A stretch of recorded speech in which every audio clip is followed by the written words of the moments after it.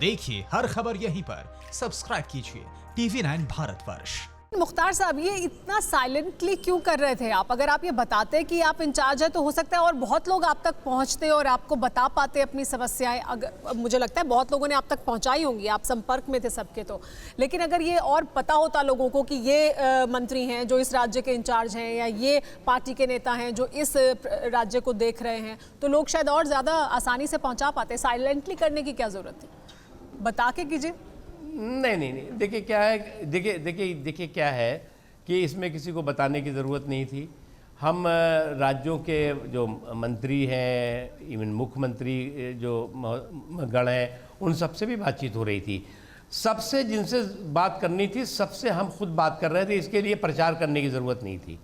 और मुझे लगता है कि बिना प्रचार किए हुए बेहतर तरीके से हमें फीडबैक मिल पाया और उस फीडबैक के आधार पर फ़ौरन जो है, बल्कि कई जो है वो वरिष्ठ जो अधिकारी थे और दूसरे दिन फ़ोन करके कहते थे, अरे साहब हमने तो कल ही ये बात कही थी कि हमारे यहाँ जो है वो वेंटिलेटर नहीं है, और आपके यहाँ से तो जो है वो लगभग जो है वो 200-150 वेंटिलेटर की व्यवस्था हो गई है जहाँ पे। हमने अभी ये बात कही थी कि यहाँ पर थोड़ा राशन की प्रॉब्लम आ रही है, वो तो फ़ौरन हो गई। ये कैसे एकदम हो रहा है?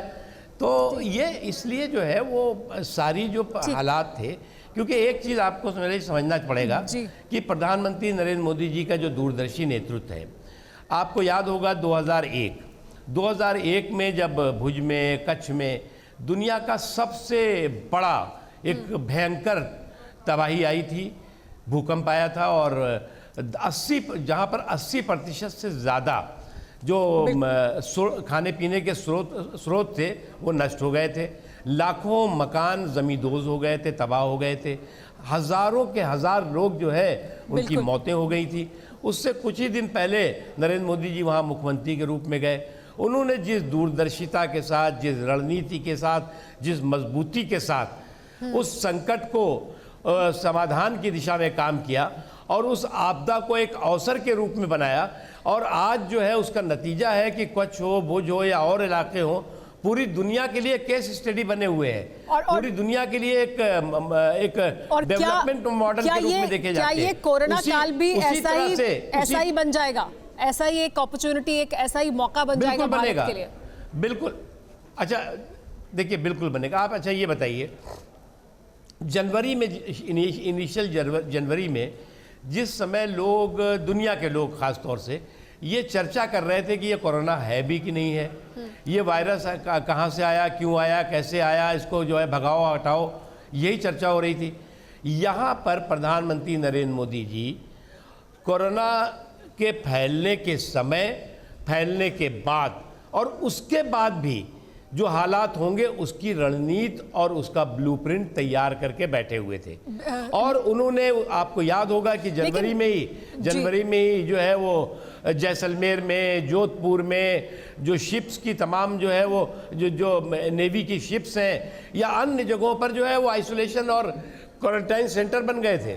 लेकिन मुख्तार साहब, हमने ये किया, आए हुए लोग, हमने ये किया और लॉकडाउन को बहुत सख्ती से भारत ने उसका पालन किया और करवाया भी। मतलब लोगों को आपने प्रेरित भी किया और लोगों ने किया भी। हम बाकी देशों को देख रहे हैं, अमेरिका जैसे देश हैं जहां पर ना सख्ती से लॉकडाउन लागू किया गया, ना उसका पालन हुआ और उसका असर भी देखने को मिला। लेकिन अब एक चिंता है सबके मन में कि क्या अब जबकि केस बढ़ रहे हैं, भले ही ये भी एक सच है साथ ही कि रिकवरी रेट काफ़ी अच्छा है भारत का, लेकिन अब जबकि संख्या बढ़ रही है तो क्या ऐसे समय में, और अब लग ये रहा है कि ज़िंदगी वापस पटरी पर दौड़नी शुरू हो गई है और अब पता नहीं आगे अब उस तरह का लॉकडाउन तो नहीं होगा, शायद कुछ सख्तियां रहेंगी लेकिन नहीं उस तरह की, आगे उस तरह का लॉकडाउन नहीं होगा जैसा अब तक लग रहा था, ऐसा प्रतीत हो रहा है। तो क्या अब ऐसा सोच लिया है या ऐसा लोगों के मन में भावना है कि अब आप खुद अपनी आत्मनिर्भर हो जाइए, मतलब खुद अपना थोड़ा ख्याल रखिए, अब आपको बता दिया गया है कि कितना गंभीर है, 3-4 जो चीज़ें उनका पालन करते रहिए, लेकिन सरकार अब देश को आगे बढ़ाने के मूड में है। तो क्या ये अब लॉकडाउन को और थोड़ा बढ़ाकर या थोड़ी और सख्ती नहीं करनी चाहिए थी? क्या समय ठीक है? क्या इसका इवैल्यूएशन होगा? देखिए, जान भी है, जहान भी है। अब लॉकडाउन 1 हुआ, लॉकडाउन 2 हुआ, लॉकडाउन 3 हुआ, लॉकडाउन 4 चल रहा है। लेकिन जो है वो हमें पैनिक से काम नहीं चलेगा, बल्कि प्रिकॉशन और प्रिपरेशन से ही काम होगा। और हमें जो है वो किसी भी तरह से जो अब ये तो बात तय है कि एक जैसे तमाम बीमारियां हैं उसी तरह से कोरोना भी हमारी ज़िंदगी का एक हिस्सा बन के चल रही है। हमें एहतियात भी करना होगा, संयम भी बरतना होगा, सावधानी भी बरतनी होगी और इसी तरह से ज़िंदगी आगे बढ़ेगी। इसलिए जो है वो ज़िंदगी भर तो लॉकडाउन में आप नहीं रह सकते, हम नहीं रह सकते, दुनिया नहीं रह सकती, देश नहीं रह सकता।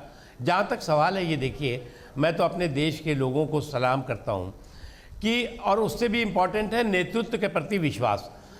पूरी दुनिया में जहाँ पर जो है वो लॉकडाउन को मानने को तैयार नहीं थे, जहाँ पर पूरी दुनिया में जो है वो हंगामा दिखाई पड़ रहा था, यहाँ पर पहले दिन जनता कर्फ्यू से लेकर के और लॉकडाउन 4 तक लोगों ने जिस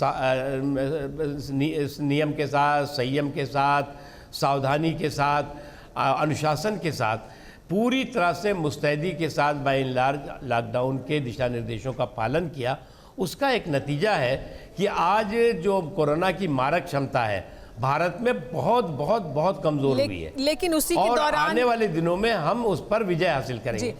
परवाह देश की, सोमवार से शुक्रवार रात 10 बजे TV9 भारतवर्ष पर।